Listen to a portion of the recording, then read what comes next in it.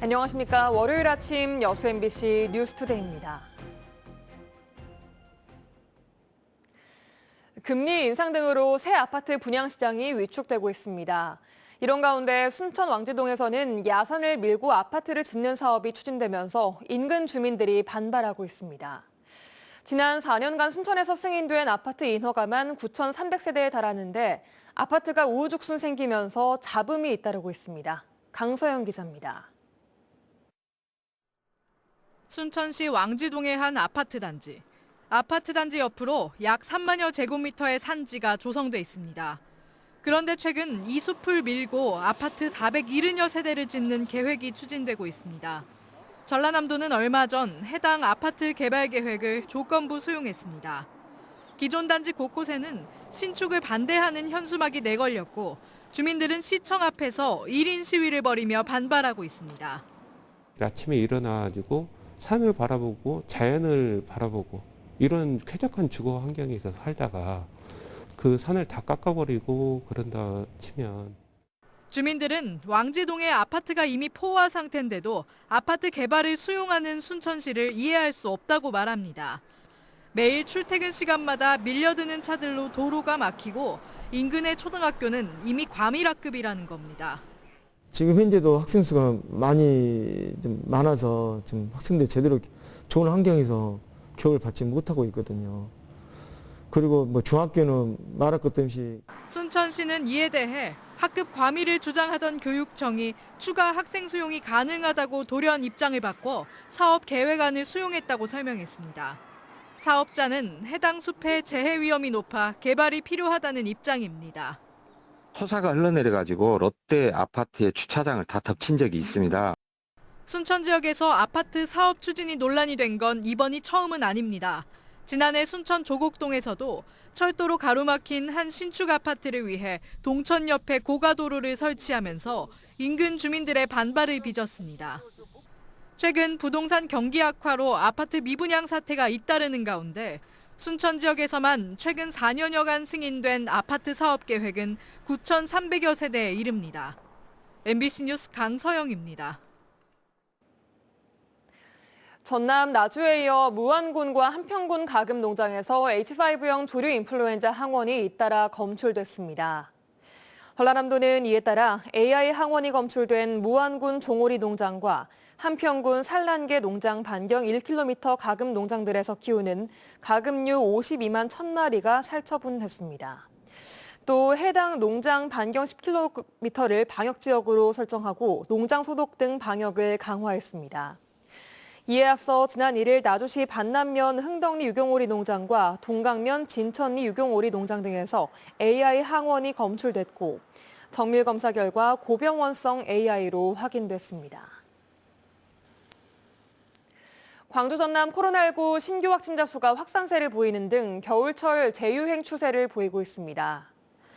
주말 동안 광주에서는 기존 확진자의 접촉 등 산발적 감염으로 1,704명이 확진됐고 5명의 사망자가 발생했습니다. 전남은 목포와 여수 등 22개 시군에서 두 자릿수 이상 확진자가 나오는 등 1,442명이 확진됐습니다. 방역당국은 겨울철 실내 활동 여파로 최근 확진자가 증가하고 있다며 철저한 개인 방역을 당부했습니다. 인구 감소와 고령화가 심각해지고 있는 농촌에선 전등을 하나 교체하는 것도 쉬운 일이 아닙니다. 전남 농협과 지역 대학이 함께 찾아가는 농촌 복지센터 운영에 들어갔는데 마을에 활력도 불어넣고 어르신들의 건강도 챙기면서 좋은 반응을 얻고 있습니다. 한신고 기자의 보도입니다. 어둠침침했던 시골 방안이 환해졌습니다. 농산일에 바쁘고 할머니에겐 다소 버거웠던 전등 교체 작업을 대학생들이 찾아와서 LED 등으로 교체해 준 겁니다. 정말로 감사해요. 어머니 이런 봉사 왜 이렇게 하시오? 어머니 잘했습니다.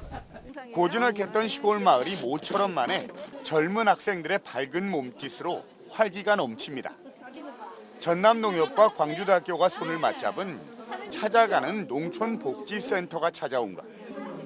고된 농촌 노동에 시달려온 어르신들을 위해서 스포츠 마사지도 해주고. 아유 어때요? 시원하고 좋아. 혈당과 혈압 등 건강 점검은 물론 곱게 단장하고 장수 사진까지 촬영하는 등 학생들이 자신들의 전공을 살려서 작지만 의미 있는 봉사활동에 나선 겁니다. 고향을 생각하면서 세상에서 제일 예쁜 모습으로 만들어드리고 싶어서 그러고 있어요. 학생들로선 학점 이수를 겸한 봉사활동도 되고 전공 실력을 실전에서 쌓는 경험의 장이 되고 시골 어르신들에겐 생활 불편도 덜고 건강관리에다가 적적함도 잊을 수 있어 만족감도 높습니다. 모처럼 이렇게 젊은 사람들이 많이 와서 이렇게 여러 가지 봉사활동을 해주시니까 활기가 넘치고 어르신들도 굉장히 흡족하니 생각하고 계십니다. 갈수록 인구가 줄고 고령화가 심화되는 농촌 마을엔 특히 이 같은 대학생들의 재능 기부가 건강한 삶과 쾌적한 주거 환경 조성에 도움이 되고 있습니다. 내년에는 광주대학교뿐만 아니라 다른 일반 대학교까지 연계시키고 또 봉사활동 내용도 다양화시켜서 여러 마을의 어르신들이 혜택을 볼 수 있도록 규모를 더 확대할 계획입니다. 찾아가는 농촌복지센터가 도농 상생은 물론 대학생들의 또 다른 농활 모델의 하나로 자리 잡고 있습니다. MBC 뉴스 한신구입니다. 그동안 목포에서는 택시 잡기가 어려워 시민들의 불편이 컸습니다. 특히 야간에는 1시간 넘게 기다려야 할 때도 있었는데요. 최근 목포 지역 택시 부재 해제가 되면서 이른바 택시 난도 조금씩 해소되는 모습입니다. 양정은 기자가 취재했습니다. 목포시 백년대로입니다. 낮 시간이지만 택시를 찾아보기 힘듭니다. 코로나19로 택시 승객이 줄자 많은 택시기사들이 업계를 떠났기 때문입니다. 지난 2019년 800명대이던 법인 택시기사는 올해 500명대로 줄었고 택시회사 9곳 가운데 6곳은 부분 유업에 들어가기도 했습니다. 배달로도 또 가고 또 이러다 보니까 택시기사가 좀 자꾸 부족하니까 회사가 한동안 계속되던 목포 지역 택시난이 해소됐습니다. 늦은 밤 목포 도심 번화가입니다. 불과 한 달 전만 해도 빈 택시를 찾아보기 힘들었는데 이제 택시가 눈에 띄게 늘었습니다. 목포시가 11월 22일부터 목포 지역 개인 택시 4부제와 법인 택시 6부제를 전면 해제했기 때문입니다. 택시 잡기가 많이 쉬워졌죠. 많이 이제 빈차들 많이 돌아다니고 하니까.